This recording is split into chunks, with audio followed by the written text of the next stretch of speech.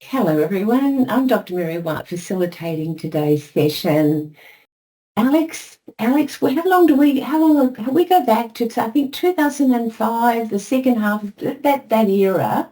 Yeah, Um, a long way, I think, Mary. Yeah. Long way. So both of us have been at this for a long time, and it's been fabulous to watch Alex develop into a kind of an international lead in the research field, in work injury care and workers' compensation and similar personal injury systems and workers' health in general.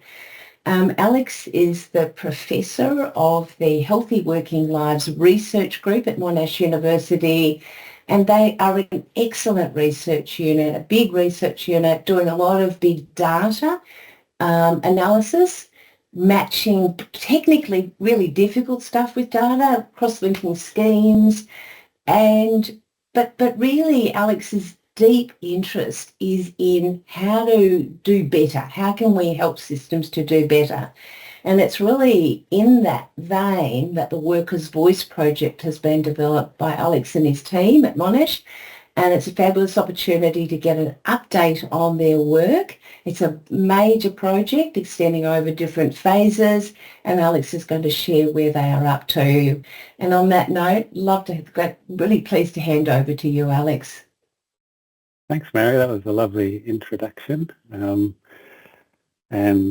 I couldn't have described it better myself. My research group and I were actually a pretty small research group, not a big one in the scheme of things compared to some of the research teams of my colleagues in the School of Public Health at Monash. But yeah, we have a very, very strong interest in workers' health. And in Australia, that means inevitably working in workers' comp systems when you're interested in rehabilitation and return to work. And so we've made that a focus of our efforts over the last 15 years or so. And the Workers' Voice project is one where really, as the title of this screen sort of suggests, we're trying to reimagine how workers' compensation could operate, or as you'll see, parts of it could operate, if we approached it from the view of the injured worker or from that lived experience perspective. So I'll speak for 30 or 40 minutes and then hopefully there'll be plenty of time for questions. I think people can put questions in the chat, Mary, as we go, or pipe up at the end perhaps. I'm not quite sure how that works, but I'm sure we'll figure it out. Questions for Alex into the Q&A box, and then any chat amongst ourselves or reaching out to Cheryl, feel free to use the chat for that. Okay, fantastic.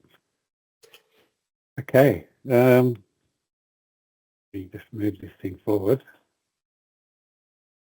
Okay, so before I begin, I would just like to acknowledge the traditional custodians of the land on which I'm joining you from. I'm in Naarm in Melbourne, and the custodians here in the inner north of Melbourne are the Wurundjeri people of the Kulin Nation, and I'd like to pay respect to their elders past and present and any First Nations people joining today. This is a team of people involved in this project. On the left, a multidisciplinary team of researchers, professional support staff, and people who have direct experience of workers' comp systems, led by myself, but with colleagues from the University of Melbourne, Faculty of Law at Monash University, Waterloo University in Canada, very experienced qualitative researcher, communications professionals, modelers, computational modelers, and I'll speak a bit about that. And also Gronya, who's one of our investigators, is someone who supported her husband through a 30-plus year long personal injury compensation claim that started as a workers' comp claim in Victoria. He was seriously injured and he ended up being managed by the Transport Accident Commission. So she has a long knowledge and experience with workers' compensation and other compensation schemes. And over the course of the project, we have developed, and we're still developing, a group of lived experience advisors who are people who've either had claims themselves or who help us tap into the networks of injured workers. Gronya, Visalia, Peter, Rosemary, and others have helped us as well. And I'll speak a bit more about them as we go. Formally, this study is funded by the Australian Research Council through what's called a Discovery Grant, which is a 3-year-long research grant provided by the Commonwealth Government. There's the title and the investigators. I won't tell you more than that, but just so you know that I think it's important to note that this is funded independently of any of the usual sort of regulators or government agencies that might be interested in workers' compensation. We spent a long time trying to find an independent source of funding for this particular study because we felt that was important and that would allow us to really pursue this project from the perspective of injured workers and to do it independently of organisations that might have a financial or other interest in the outcomes of the project.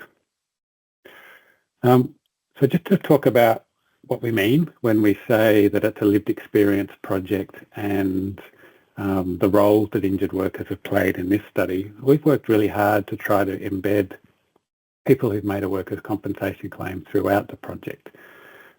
Usually what we see, at least in academic medical research, is people are involved as participants and maybe as advisors on an advisory group.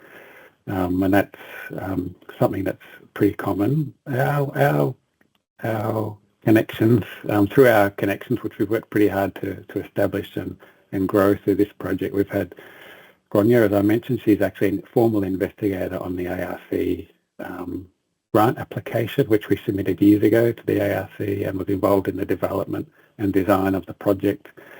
We've had the people I mentioned and others involved in designing aspects of the research as advisors, not just on research design, but on all sorts of things throughout the project, on the way we communicate, the way we promote the study, the way we recruit participants, all sorts of other things. They've played a really important role as reviewers. We've started to get some material out in the public domain through social media and other channels, and we always, if they're substantial pieces of information, we run those past injured workers for tone and content and accuracy to make sure that they're going to sort of ring true with that community. Some of our lived experience advisors have actually once or twice become public speakers in media and radio interviews that I and they have been involved in, or in webinars and things. They've been advocates for us in promoting the project to their communities, and we've had so far many hundreds, 600-700 people actually be involved as participants in the research as well. So we really are trying to do this from the point of view where it's a joint effort, and sometimes in research that's called co-design. I think it goes beyond co-design. It's not just design that we're interested in. We want our end users, injured workers, and their key informants, their family members and friends to be involved throughout pretty much every aspect of the project. And one sort of simple example of that I can give you is our logo. So when we first were awarded the funding for this from the Australian Research Council, we wanted to brand the project fairly strongly, and we wanted to create a logo as most academics do, and a nice name for it when you win a major research award. The way we chose to do that was actually through our networks. We contacted a couple of injured workers who happened to have some expertise in graphic design, Michael and Caitlin, and they helped us. They worked with our communications manager, Cara, to create the Workers' Voice logo. So that's just one very simple example of what we mean when we say co-design. We didn't do this ourselves. We actually worked with a couple of people who had active workers' compensation claims at the time to do something as straightforward as create the logo for the project. Okay, so a bit of background, and this won't be new information to most of you. This is knowledge that's been around for at least 10 years, probably a lot longer, but in the sort of academic research literature for a decade or more. This is a one-slide summary of a systematic review of global research literature on injured workers' experiences when they interact with insurers in workers' compensation systems, published by Beth Kilgour, who was a PhD student of mine. She published this back in 2015. At the time, this is a decade ago, she found 13 studies from 6 different countries, including a few from Australia, in which injured workers had been interviewed about their interactions with insurers. And it was very clear even a decade ago, that a proportion of workers have negative interactions with insurers during their claim that can have significant mental health consequences for those workers and lead to impairments in their social and their vocational outcomes, so and in their ability to return to work. And Beth kind of described this in this paper as this sort of negative cycle that we sometimes see occurring in these workers' compensation processes, where it might start with a worker entering the scheme with a psychosocial issue, which might generate a question of legitimacy of their claim in an insurer, which might lead to adversarial interactions, which might contribute to that person having difficulty getting a diagnosis or accessing healthcare, which might delay treatment or make treatment more challenging to get, which might lead to the injury becoming more chronic, which might then generate some more psychosocial consequences. And sometimes we see this sort of negative interactions occurring and people getting stuck in this downward spiral. We tend to label these sorts of cases in our schemes things like secondary psychological injury or long-term claims. And as often as not, I think they have this feature of a negative set of interactions occurring during the course of the claim. And there's good evidence about this now. This is one study, and we also know that it's not just a small proportion of workers that find themselves in that setting. This is a publication, again, more than a decade ago, in the Journal of the American Medical Association by a colleague of mine who's also an investigator on this grant, Genevieve Grant. And she showed that up to 1/3 of Australian injury compensation claimants rated their claims experience as stressful, and that those reporting it was stressful 6 years later had higher levels of disability, poorer quality of life, and higher levels of anxiety and depression. And the sort of specific statistics and sources of stress are in this table on the right. And I will call out a couple of things here because these are things that we have heard very consistently. We're hearing them in the Workers' Voice project again, but we've heard them through multiple other projects. Understanding claims processes, workers find that very challenging, particularly at the beginning of their claim, and they find that that can generate stress. Time taken for claims decisions to be made, where that's delayed. 30% of people reported that as a source of stress in this study. Medical assessments, and particularly having too many of them, and the way they're conducted, and fairness of claims processes, and being treated with respect. These are some of the key features that we hear about when people talk about the things that they find stressful in workers' comp claims, in workers' comp processes. And the way we've sort of started to think about this now, to try to break this down to a sort of a more simple construct, is that there's this trade-off between certainty and consequence. And I guess what we see, I think, is that people, when they're injured and ill and out of work and making a workers' compensation claim, the consequences for them of decisions that are made during their claim are very high. So whether their claim is accepted will have a significant impact on their financial security and their ability to access treatment, for example. Yet they enter these schemes with a very low certainty. They're very uncertain about what's going to happen. And so we get into this situation where we don't have high certainty and low consequence. If that was an issue, we wouldn't be very anxious or stressed if we were in a situation where something was very certain and the consequences for us was pretty limited. We have these two other sort of corners of this matrix where things are probably manageable, but for at least a significant proportion of people entering a workers' compensation system, the levels of certainty for them are very low. They're unsure what's going to happen. They don't know what the consequences are going to be, but they know the consequences will be high in that their income and their treatment and rehabilitation are sort of dependent on decisions made by others.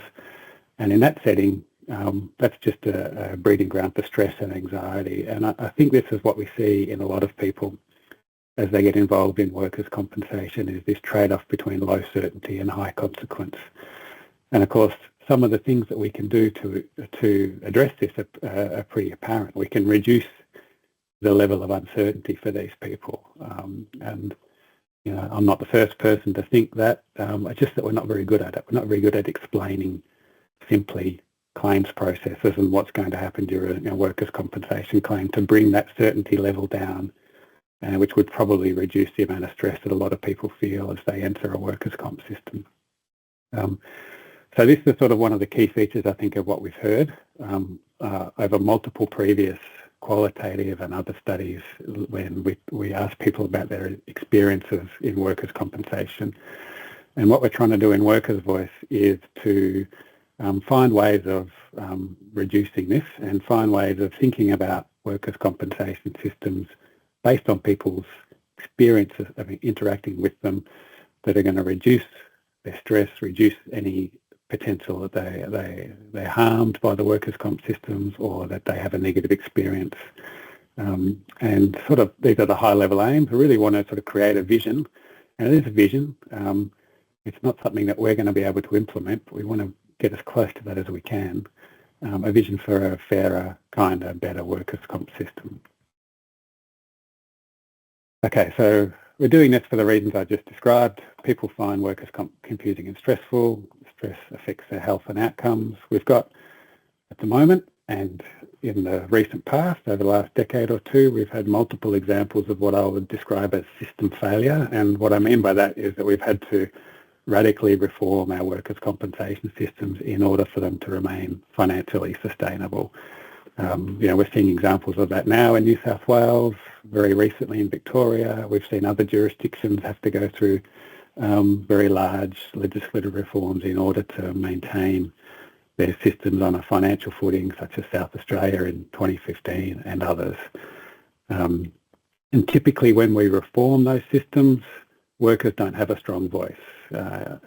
We hear from trade unions, we hear from insurers, we hear from employers, but the injured people themselves aren't often represented very strongly in that conversation. We wanted to think about what a reform might look like if we follow the views of injured workers directly. And we know from other areas like health services research that good systems actually take their systems user experiences into consideration in the way they design and deliver their services. This is a very strong feature of health service research now, and health service delivery hasn't quite transferred across to workers' compensation, but we do see it in other domains of public health. And we know there are alternatives. We can look internationally to look at the way we design and run systems that try to help injured workers get back to work, and there are very many different ways of doing this. We don't have a ownership of good thoughts and good policy here in Australia, and we know that it is possible, based on some pretty good quality research in the US and Canada and Europe, that there are alternatives that can produce better outcomes at lower cost than what we have in Australia. So let's see what will happen if we try to reform a system in a virtual environment based on people's experiences of being in those systems. So what we're doing in Workers' Voice is this mixed methods research program, and I'll talk to you a little bit about these sorts of methods. We have surveys. The largest survey we ran last year had about 550 injured workers respond to it around Australia. We've had in-depth qualitative interviews, so far about 35 of those with injured workers and their key informants, so family members or people who have supported them through their workers' compensation claim. We're about to enter this really interesting period of co-design workshops, which I'll describe a bit later, and a big focus of the project has been to try to represent and develop models of workers' compensation systems in a virtual environment or on a computer, if you like, and I'll talk a bit about that as well. So it's definitely a mix of methods. It's quite different to the research that Mary described, my team having a big focus on, which is true. We've done a lot of research with administrative data and data linkage studies, and this is a very different sort of set of research designs here. Three main activities in the project, and we're sort of well into part one and part two here. So part one, what we have done and continue to do, but a lot of this has already occurred, is really listen very carefully to people who've made workers' compensation claims about their experiences, the challenges they faced, and their ideas for solutions to those challenges. And at the same time, we've been creating computational models of a generic current workers' compensation system, which is effectively a virtual workers' comp system. And in part 3, which we're about to get to, we're going to put those potential solutions that have come from our injured workers together with the virtual workers' compensation system and test them in that virtual model and see what impact they have. And that's where this project gets really exciting, is where we start to test some of these solutions. I can't describe that to you today because we haven't quite got that far. That's the work for the next 12 months. But I can sort of take you up to the point of where we're at, which is we're close to doing that now. And hopefully I'll have an opportunity in the near future to come back and tell you what we have found. So I'll take you through parts 1 and 2 and then tell you what we're doing to achieve part 3. So in part 1, listening to injured workers, really our aim here was to understand the main challenges that injured workers experience during their claim, how those things affect them. And really what we've tried to do is not go over that ground, because we've heard that a lot. We just felt we needed to give people that were participating in our project an opportunity to tell us about their experiences. But increasingly we've been directing them or asking them to try to think about solutions to those challenges. And that's been a tricky thing to do. Some people aren't in a position where they're able to think of solutions, or they don't understand the systems well enough to do that. So we've had to work pretty hard in some cases for that to occur. But we've got a list of pretty interesting things and some important areas or opportunities that I'll describe in a minute. So we've done this through that mixed methods program.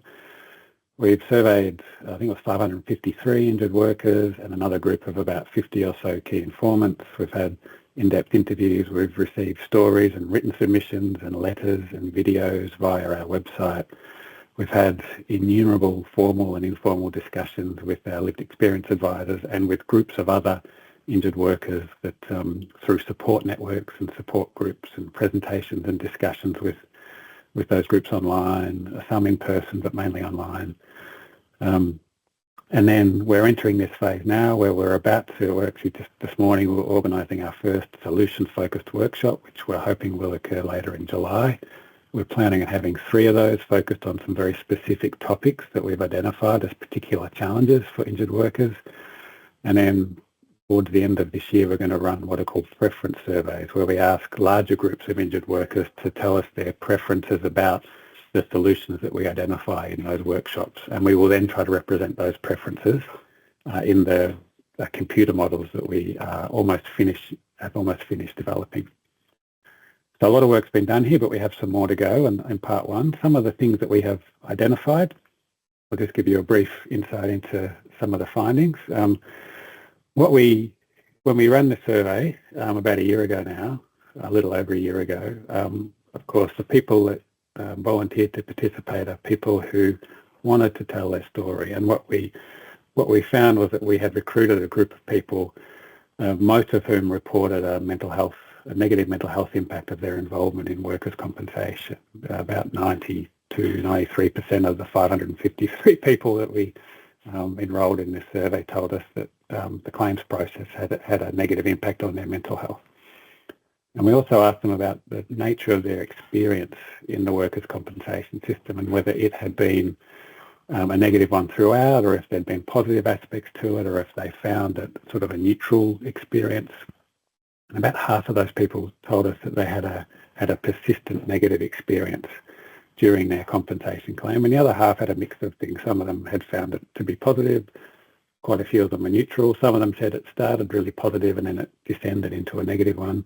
A few people said the opposite, it started negative and it became positive. So what we've done statistically is look to see if we could differentiate between the things that were associated with a persistent negative experience all the way through your workers' compensation claim. And we ran a few sort of relatively sophisticated analyses and really found 3 key features that sort of were related to whether someone said, I had a negative experience all the way through. So workers who said they had had a negative engagement with their insurer, particularly early on, was 6.67 times more likely to report a persistent negative experience, adjusting for other things such as their age, their gender, their injury type and other things. And similarly, workers who had a negative engagement or interaction with their employer were more than 3 times more likely to report this negative experience throughout their claim.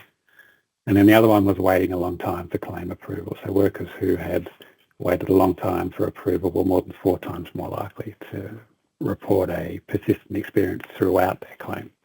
So these were the key things. So the insurers, the employers, and waiting for your claim to be approved were the things that came through very strongly as main challenges in our survey. We had a sort of some open-ended questions in the survey as well, where we sort of asked people about some solutions and the factors that affected their mental health. And we've just at the point where we have, we're completing a qualitative analysis of that text information. This is from about 227 workers involved in the survey, and we've identified a couple of main themes here.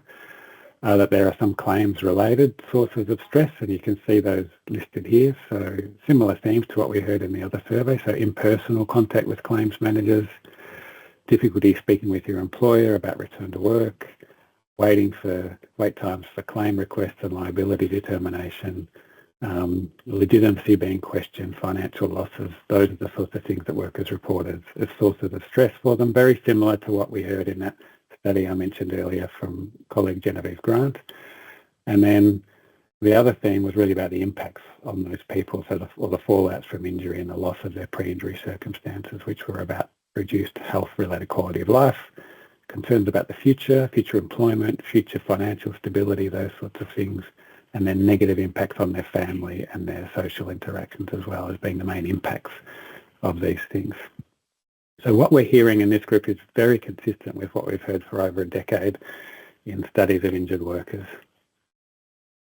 We also asked them for some ideas about solutions, and what we've done so far with the solutions is to categorise them into 7 main categories here. And I'll just take you quickly through these. Don't have time to go through all of the individual solutions or examples of solutions that were suggested by our injured workers, but on the left you can see the main topics. So a solution to that feeling of uncertainty or being out of your depth at the beginning of a claim, one thing that came through very clearly was provision of clearer, plain language, more timely information. So for example, just a simple flowchart on what happens and when, and information on who they can contact about if they need support. And one thing that was mentioned by quite a few people was, if my claims manager is going to change, please give me some warning about that. The other sorts of themes here are just making the process simpler, streamlining the processes and symptoms, even things like just the number of boxes on forms that need to be filled out, or the amount of information that needs to be collected to ask to request a service or something. Just make those things simpler. Some behavioural things, acting with compassion and empathy and transparency, a request to consider the impacts on the worker beyond just their injury, so to take into consideration their home life, the impact on their family, to think a bit more carefully about how much support family members provide for people when they're injured and ill, and that maybe we need to support the carers as well as the injured people in order to help the injured people to get back to work. A few things on employers, pretty strong theme on from this group on keep ensuring that employers meet their obligations in the scheme and that they're accountable and that they have restorative processes within the workplace. Quite a lot of commentary about financials and workers addressing the financial stress that workers find themselves in when their income's reduced and they have extra expenses for treatment and those sorts of things.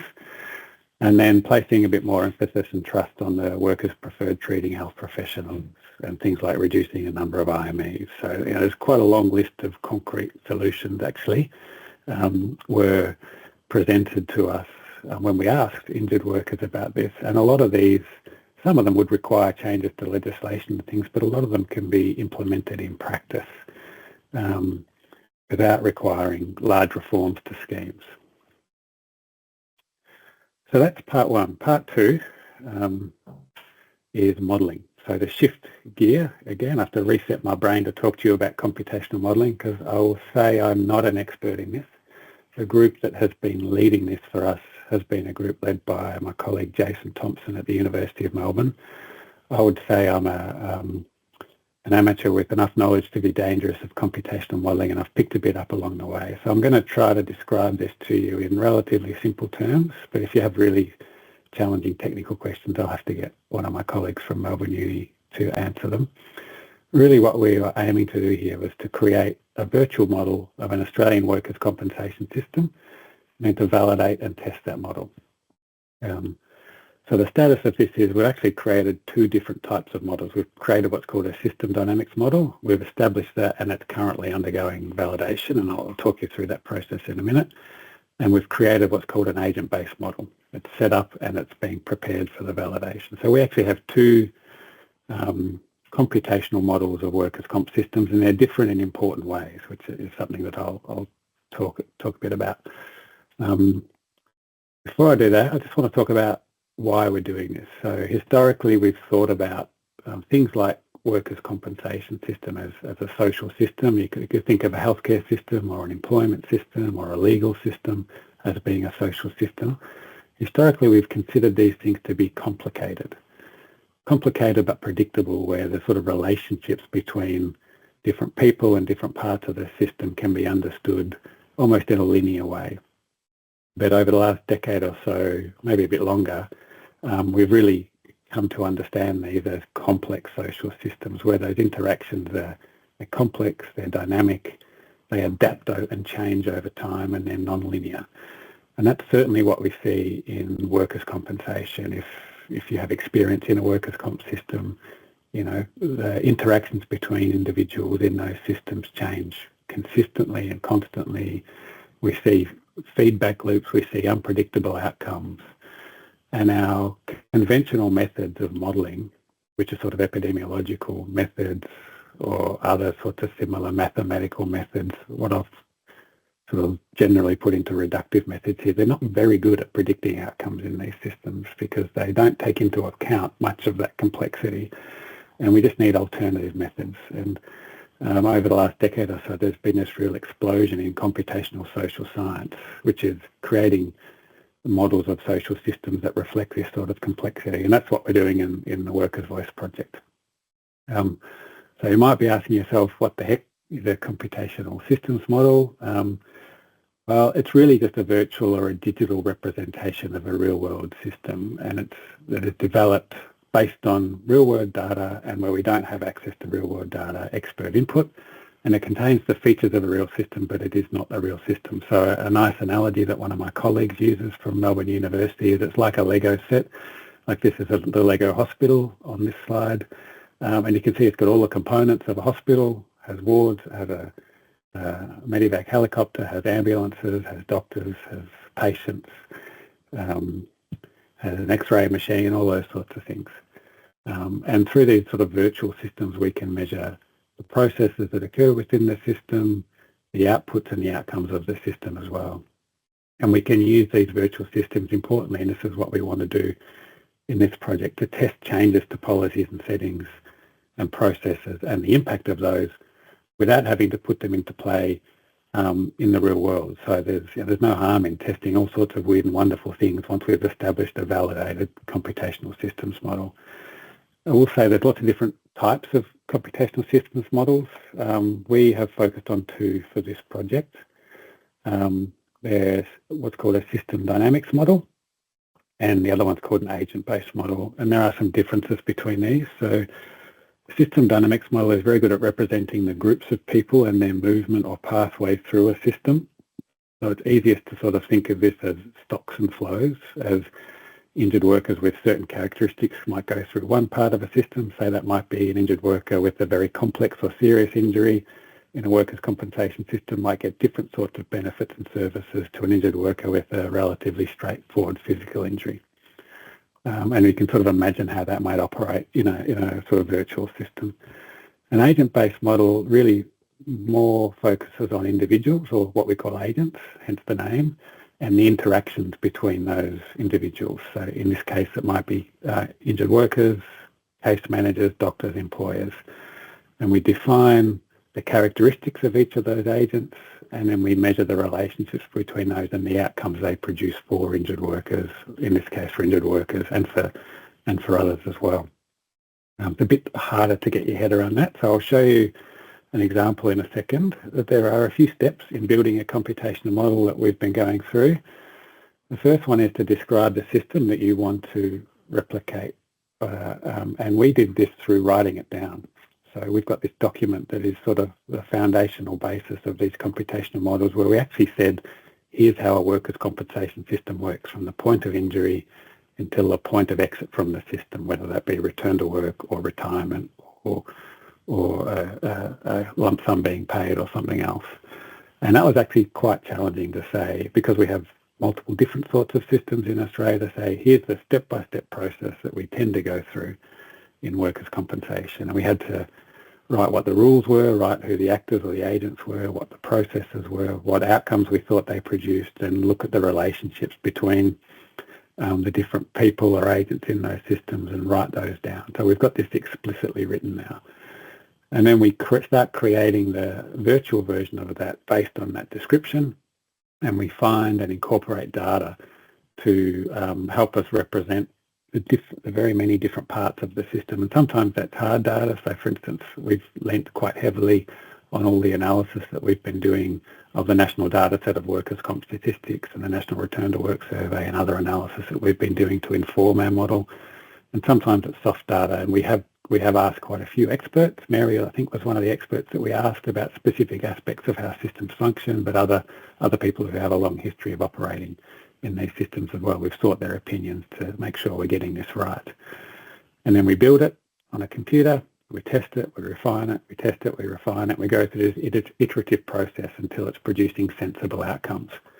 And the way we know it's producing sensible outcomes is we try to go through this validation process where we compare what we're seeing in this virtual model to real life examples. So we might say, one of the things we're hoping to test here is the legislative reform that occurred in New South Wales in 2012. We've published a couple of academic papers on the actual outcomes of that reform in terms of claims volumes and duration of time lost in these schemes, so we know what actually happened.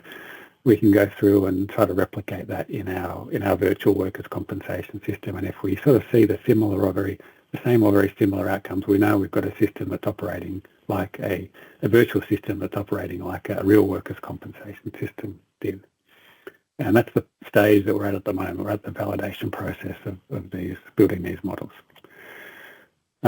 Before I show you the big models, I'll show you some little ones just to sort of explain what they are. So a system dynamics model is really thinking about stocks and flows. So we have a number of people coming into a system or a part of a system that might be 10,000 injured workers a year coming into a workers' compensation system in some part of Australia. They form the stock, and then certain things occur, and every year a certain number of those return to work or leave the system, and there's an outflow. And you can think about that at a micro level as well. It might be the number of workers coming in to see an independent medical examiner, and then the outflow from that. So we can have stocks and flows represented in lots of different parts of the system. And then we have variables which might influence things like the outflow. How many people actually leave the system? That might be influenced by the policies in place within that system and whether or not a scheme is able to pay redemptions, or the duration of time for which income benefits are available, all those. So you can imagine all sorts of number of variables which might influence that sort of outflow. And then we sort of build these other more complex things, and we gradually build these sort of system dynamics models up and up until you end up with really what is a very complex set of interactions. And all of these decisions about the relationships and things are based on data and understanding how the systems work. In an agent-based model, what we're doing is actually looking at the interaction between people and different types of people. So here the sort of ovoid people called agents here might be injured workers, and the sort of squarish one might be a lawyer or a return to work coordinator in a workplace, all of whom might have relationships, where the injured worker might have a relationship with this other agent. The blue ovoid things might be workers with mental health condition claims. The green ones might be workers with occupational diseases. The black ones with injuries. The orange interactions might be negative interactions. The black ones might be neutral or positive interactions. And so you define the agents, the features of the agents, the type of agents, the interactions between them, and then you pop that into your computational model and you let it run in a sort of, in a virtual system, and you measure the outcomes of that. So that very quickly becomes computationally very complex because you're literally tracking thousands and thousands of interactions and outcomes and variables in a sort of real time. Here's what they look like when you scale them up. So this is our system dynamics model, or a version of it, a visual of it, of a workers' compensation system in Australia. So you can see all the different sort of little stocks and flows and feedback loops, and there's different pathways through the system. I've sort of labelled different components of it here so you can kind of understand what's happening. It starts from the point of injury and claim lodgement and ends with an exit from the scheme, which can occur in multiple different ways, not just return to work. And we go through some of the main steps or processes that we see in a workers' compensation claim. So eligibility determination, triage and screening, the early claims handling process, and then in some cases where claims proceed to longer term, we have a mid and longer term claims handling process, and eventually everyone in one way or another exits the scheme. And so we have built this based on all that data and understanding and knowledge of of how a workers' comp system operates, and that's what it looks like in a static form. The agent-based model we built, here's a visual of it, and the colourful bit in the middle is actually a visual of the model running, and you can sort of see little people represented there and other shapes. The little people are workers. The other shapes are other agents in the system. So they will be claims managers, which are the triangles. There'll be doctors, which are the stars. There'll be employers, which are the squares. There'll be independent medical examiners, which are the pentagons. And the colour denotes sort of the interactions between those people.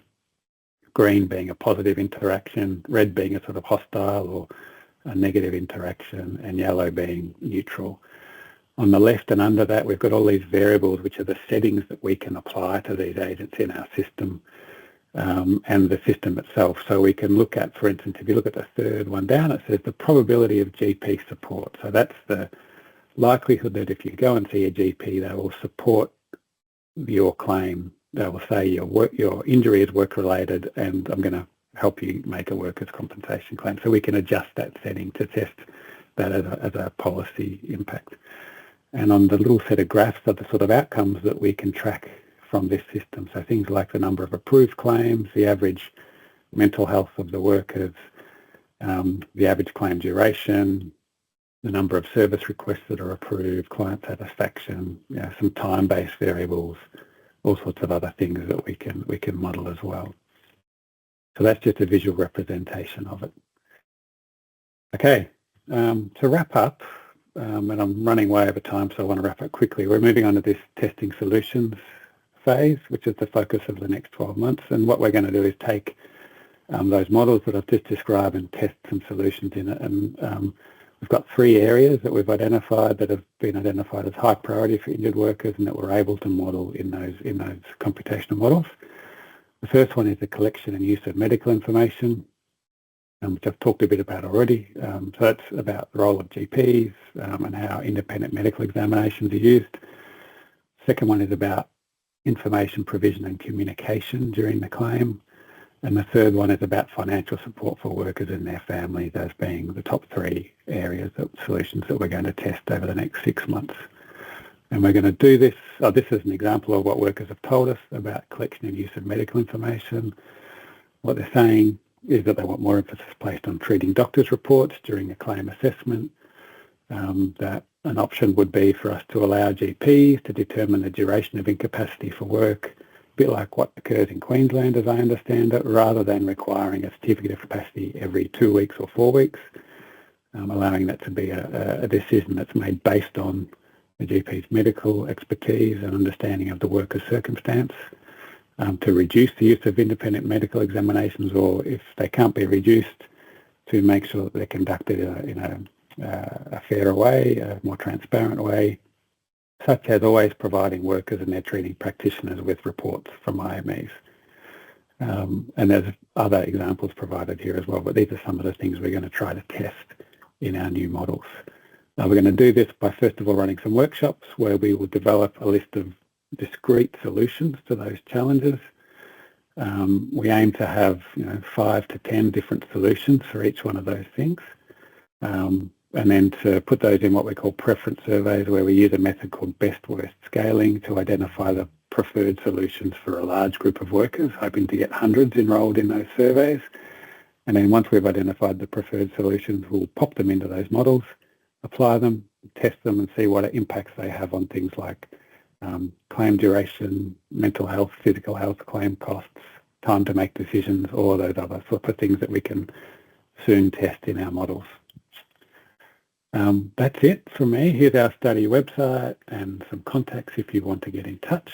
I'll stop there, and hopefully we've still got 15 minutes or so for questions.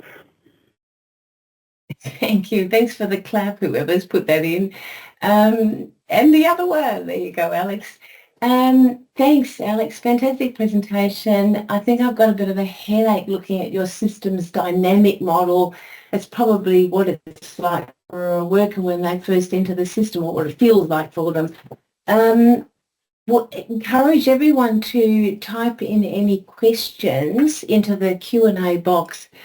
I can imagine this is a whole new area for many people, Alex, so I can imagine that there'll be a bit of kind of absorbing and thinking about what you've been talking about.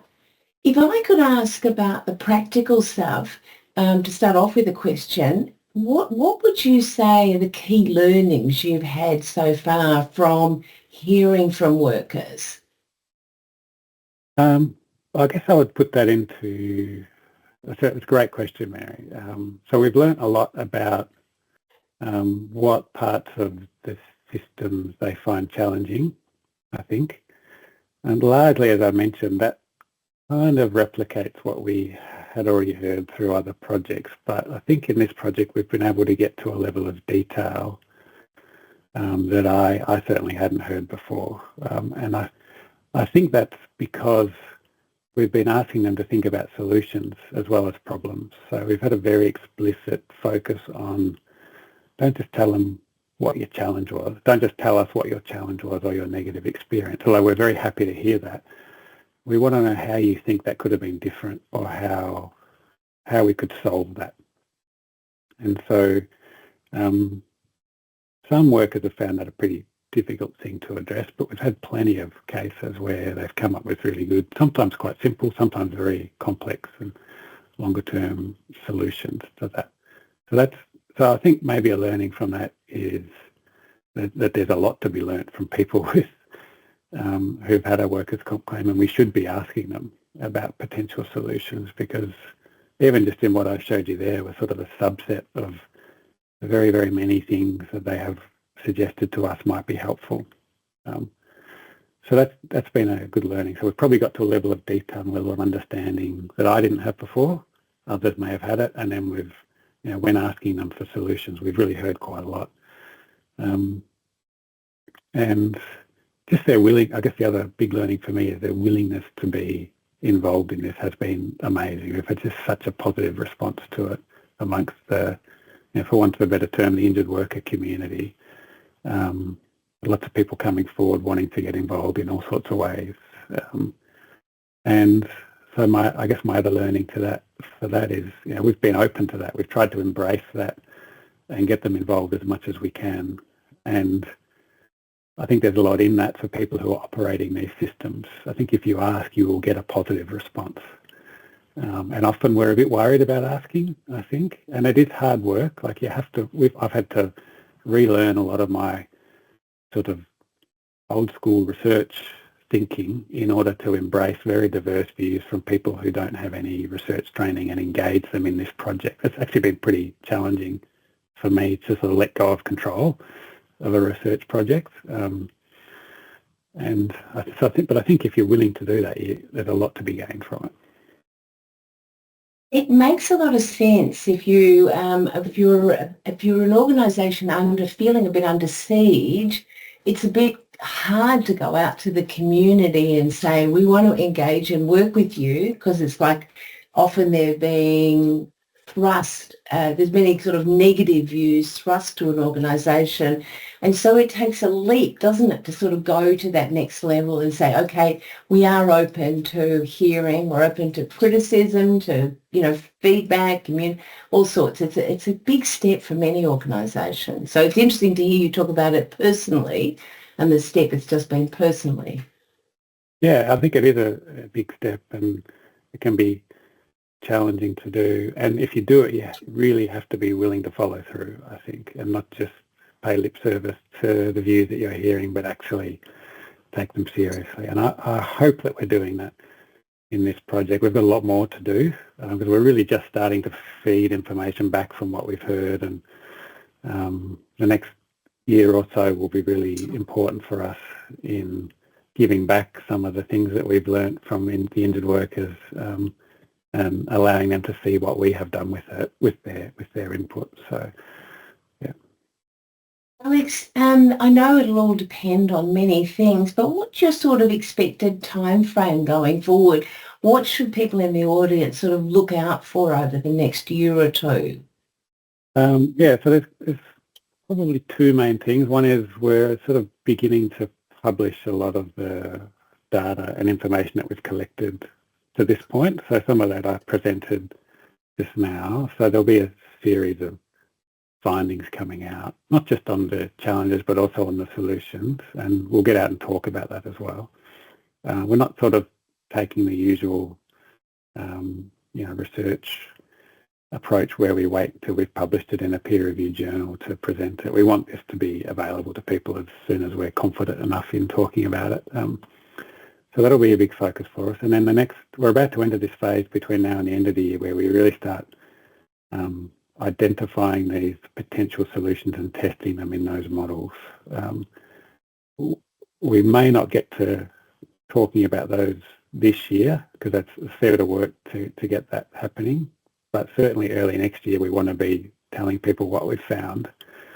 Maybe towards the end of the year, we might be in a position to start talking about the first one of those workshops, which isn't too far away, where we're going to be asking people about how medical information is used during a workers' comp claim and how that could be different.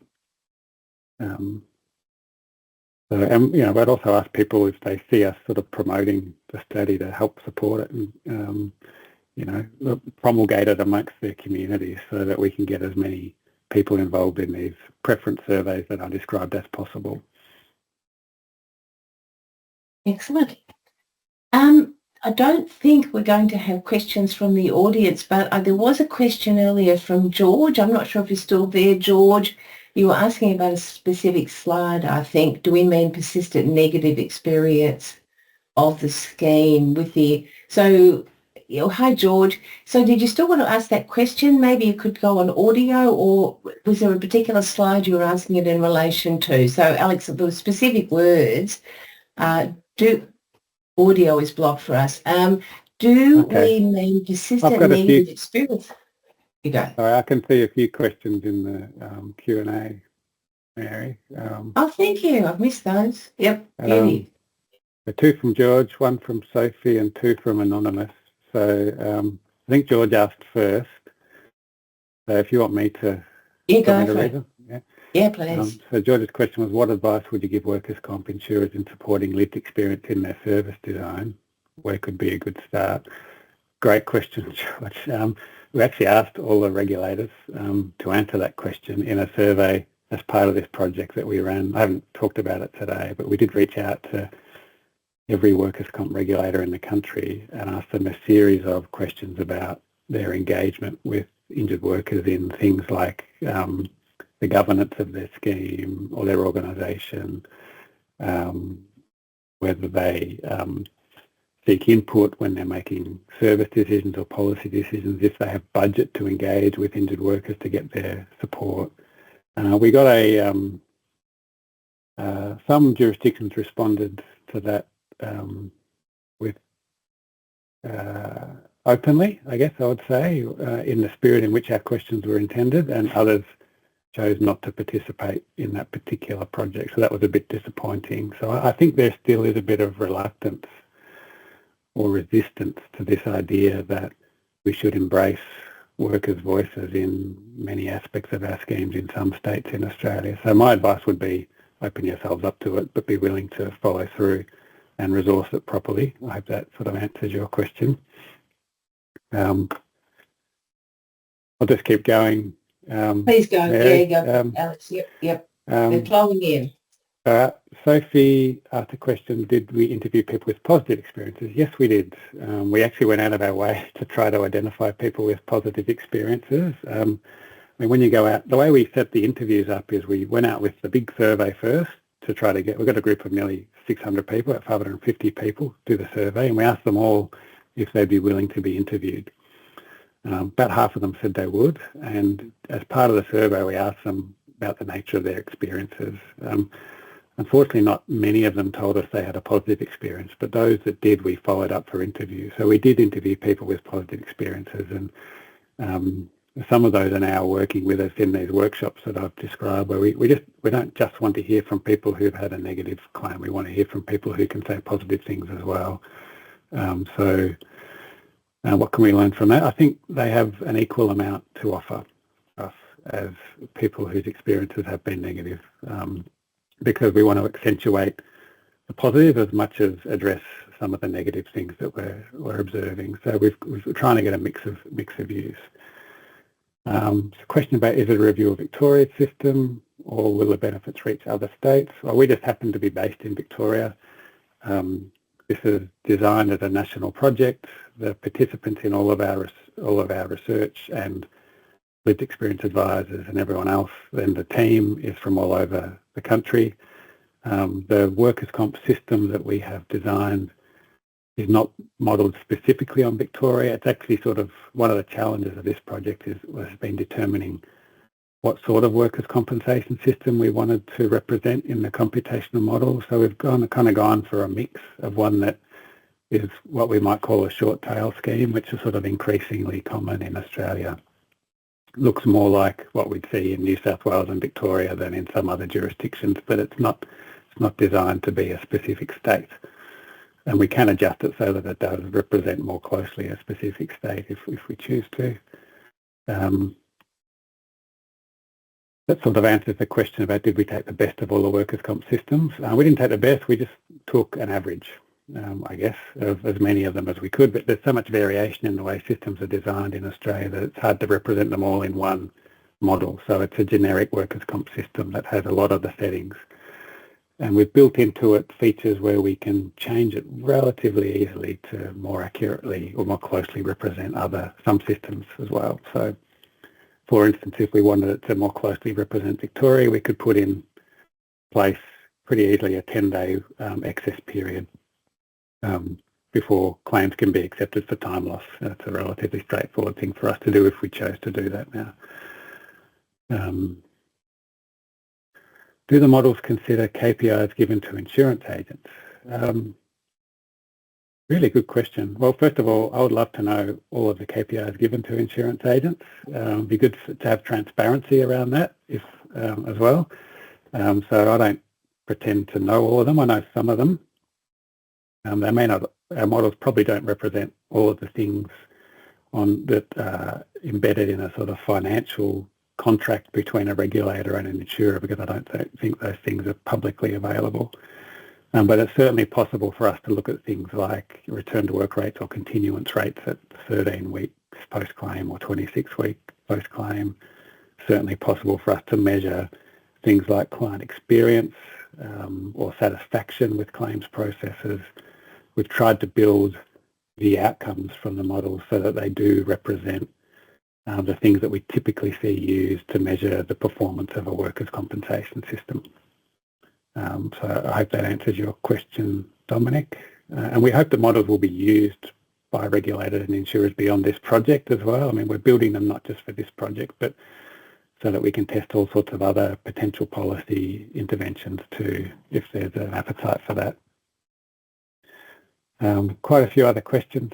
Mary, did you want me to keep going? Because I know we're at 4 o'clock. I think if people can leave, if you've got another few minutes, Alex, to answer the further questions, it'd be great. Okay, I do, yeah.